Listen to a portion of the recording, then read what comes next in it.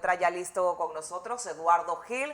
Él es de Convergencia Sindical y vamos a hablar acerca de esta protesta y esta marcha que también han anunciado algunos gremios sindicalistas. También del tema del salario mínimo, porque ya se ha pronunciado el Ministerio de Trabajo acerca de esa mesa. Se habla si es necesario, si se puede hacer o sentarse a una mesa de diálogo en medio de una pandemia para hablar del salario mínimo. Buenos días, señor Eduardo Gil, bienvenido a Anex Noticias.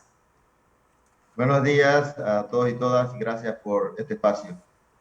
Ya anunció el Ministerio de Trabajo la posibilidad de sentarse a desarrollar un diálogo que tenga que ver con esta revisión del nuevo salario mínimo. Sin embargo, queda la duda porque venimos en medio de una pandemia y por supuesto la ministra de Trabajo dijo que se va a revisar este tema. Todo dependerá de cómo estén las cosas en este momento en medio de esta pandemia por la COVID-19. La posición del gremio al escuchar estas declaraciones de la ministra de Trabajo. Bueno, en primer lugar, señalar que son profundamente preocupantes las declaraciones de la ministra, toda vez que deja entrever que la legislación señala la revisión del salario mínimo, lo que es totalmente una imprecisión. Tanto la Constitución en el artículo 66 como el Código en los artículos 172, 173 y 174 hacen referencia al ajuste del salario mínimo, no a una revisión. Y en el Código se precisa que este ajuste debe ir en la dirección de permitir al trabajador y su familia cubrir sus necesidades fundamentales y se debe incrementar en función del incremento del costo de vida. Ante este momento de la pandemia, nosotros lo que hemos evidenciado con claridad es que sí, efectivamente, ha habido un gran incremento en el costo de vida y eso implica una pérdida sustancial en el poder adquisitivo de los trabajadores y una generación aún más grande de la brecha entre los ingresos de las empresas y los ingresos de los trabajadores, que ya venía con un marcado crecimiento desde el 2002, pero que en este periodo de la pandemia se ha incrementado. Un dato estadístico oficial, por ejemplo, el que nosotros hemos analizado a la luz de los datos oficiales que se han publicado hasta ahora, y es que en el primer trimestre del 2021, comparado con el primer trimestre del 2020, que es justamente antes de la pandemia, nos encontramos que la caída en los ingresos de los trabajadores se ha producido por menos 27%, es decir, ha caído un 27% los salarios de los trabajadores. Sin embargo, los ingresos de las empresas han caído un 10%, es decir, que hay un 17% de desigualdad entre lo que se genera, en la producción que se genera a nivel de las empresas y lo que los trabajadores están percibiendo.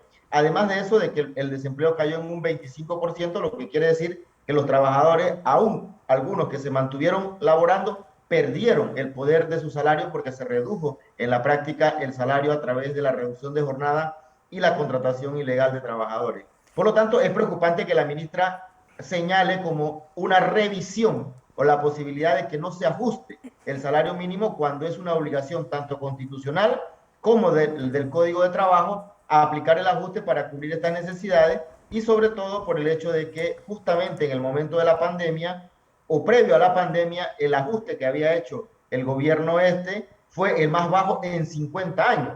Por lo tanto, hay una profundización de la desigualdad en tema salarial que se incrementó al inicio de este gobierno y que ahora con la pandemia todavía es mucho más preocupante. Por lo tanto, se debe ajustar el salario mínimo por ley y se debe hacer lo más pronto posible. A pesar que la ley estipula que el salario mínimo se debe revisar y se debe ajustar cada 2 años, la realidad es que en casi 2 años de pandemia, la mayoría de los trabajadores panameños están viviendo o quizás sobreviviendo con menos de un salario mínimo. Sí, efectivamente. Por eso es que esto se constituye en un ancla al desarrollo mismo y a la dinámica económica. El problema es que gobierno tras gobierno nosotros vemos que se enfocan en la reactivación económica solamente dándole garantía a las empresas y no se contempla que en un país como nosotros, como el nuestro, con una gran movilidad en el sector servicio y comercio, se necesita que los trabajadores tengan la posibilidad de generar el consumo interno. Si no, los trabajadores no recuperan su poder adquisitivo, se le pueden dar millones a las empresas y eso no va a recuperar la economía. La prueba está de que cuando este gobierno se instaló, le dio $2.000 millones a la empresa privada supuestamente para reactivar la economía y eso nunca ocurrió porque no es en esa dirección en donde se debe apuntar. Se deben generar condiciones para que los trabajadores obtengan salarios competitivos y de esa manera se genere una dinámica económica. Hay muchas empresas pequeñas, mucho autoempleo, mucha gente que por propia iniciativa genera un negocio. Esa gente necesita que los trabajadores recuperen su poder adquisitivo para poder que su negocio funcione. No se puede concentrar toda la estrategia solamente en darle grandes recursos a las grandes empresas. Se tiene que pensar en los trabajadores y también en las micro y pequeñas empresas. Pero Eduardo, ¿qué clase de negociación se podría estar dando? Porque si bien es cierto, la situación económica, como han mencionado muchos de los comerciantes, para ellos no ha estado buena, igual como no ha estado para muchos de los trabajadores. Sin embargo, sería una negociación que a la final todo apunta que sería el gobierno quien tomaría la decisión de cuánto aumentaría el salario mínimo.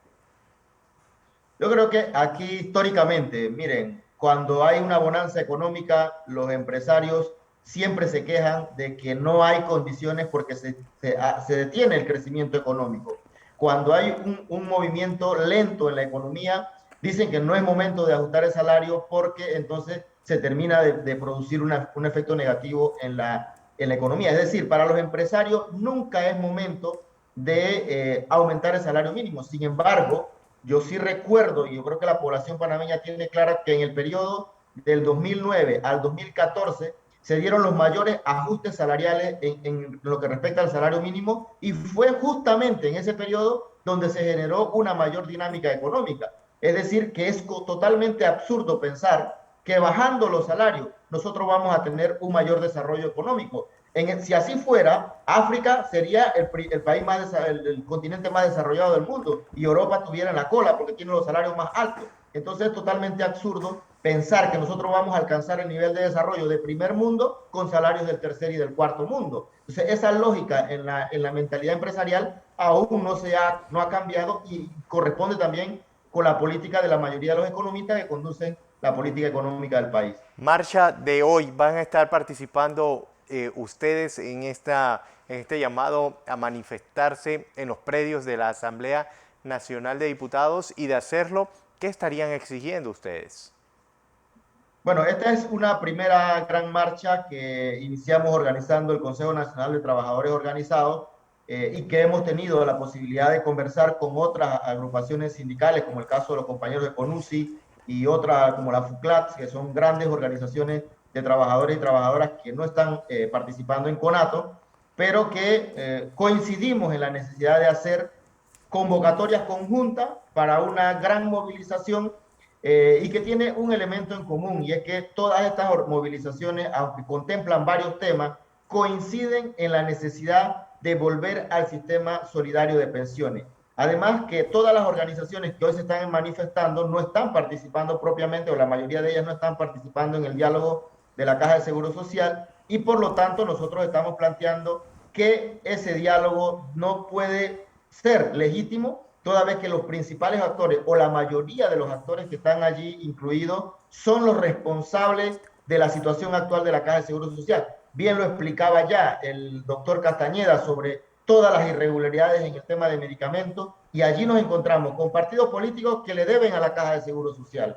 Ahí nos encontramos con partidos o empresas que han usufructuado con los negocios de los medicamentos. Es decir, no podemos nosotros esperar que de las personas que han sido responsables de la situación de la caja se encuentren las soluciones, y por eso es que la marcha de hoy es una marcha unitaria, una marcha amplia de sectores que rechazan la individualización del sistema de pensiones y defendemos la solidaridad como el principio básico para rescatar la Caja de Seguro Social. Por lo tanto, esa es nuestra principal acción, aunque también existen otras demandas por un proceso, un sistema democrático real. No consideramos que ni siquiera las reformas que se están planteando van en la dirección de tener una democracia real en el país, y además pues por toda la situación que hay con la reactivación de contratos y otras medidas que afectan a los trabajadores y trabajadoras. ¿Consideran ustedes desde el gremio que pareciera que está estancada esta discusión en la mesa del diálogo de la Caja de Seguro Social? Ahora se plantea esta mesa para la discusión del Tribunal Electoral, de las reformas al Código Electoral. Pareciera que ahora todo se tiene que desarrollar de esta manera, pero ¿qué beneficio le da también desde su punto de vista? Nosotros entendemos, o lo que nosotros hemos llegado a tratar de interpretar es que el actual gobierno quiere llegar al bicentenario con una serie de acuerdos o de pactos para el 28 de noviembre y decir que este país se agarró de la mano y que todo está pacificado porque se ha llegado a acuerdo en todos los diálogos. Pero la verdad es que no es así. Hay mucha disconformidad. Los diálogos están siendo constituidos de manera apresurada y de manera muy tergiversada, que no va a permitir un real desarrollo de lo que el país requiere y demanda, tanto en materia de salud como en materia electoral, como también en educación, en muchos otros temas en donde se han establecido mesas, realmente se requiere un verdadero pacto. Ese pacto del Bicentenario no va a producir los resultados que se esperan, pero se sigue insistiendo en que de esa manera se desarrolle. Por lo tanto, nosotros creemos que todos estos diálogos no están funcionando y el gobierno tiene que partir por reconocer que no está funcionando y buscar otra manera de organizarlo. ¿Cuál es la alternativa que propone el gremio si esto no está funcionando? Mira, nosotros tenemos una propuesta. El Consejo Nacional de Trabajadores Organizados, CONATO, tiene un proyecto de ley ya terminado. Lo venimos discutiendo desde el 2016 y hemos hecho un ajuste a partir de la realidad que nos plantea la pandemia y tenemos un proyecto de ley y lo vamos a presentar. En la anterior conversación que nosotros tuvimos con el doctor Cristiano Adame, presidente de la Asamblea, él señaló que reconocía que la ausencia de los trabajadores hacía ilegítimo el diálogo por la Caja de Seguro Social y que por lo tanto, como presidente de la Asamblea, estaba obligado a recibir y procesar todos los por diferentes sectores en función de las reformas próximas a la Caja de Seguro Social y nosotros estamos presentando o presentaremos hoy un proyecto de ley para reformar la Ley 51 de la Caja de Seguro Social que regresa al sistema solidario de pensiones y que establece otras medidas para fortalecer su financiamiento y garantizar su sostenibilidad. Eduardo Gil de Convergencia Sindical esta mañana con nosotros hablando sobre diferentes temas y también esta marcha programada para el día de hoy. Gracias, Eduardo, por estar esta mañana aquí con nosotros. Saludos, gracias.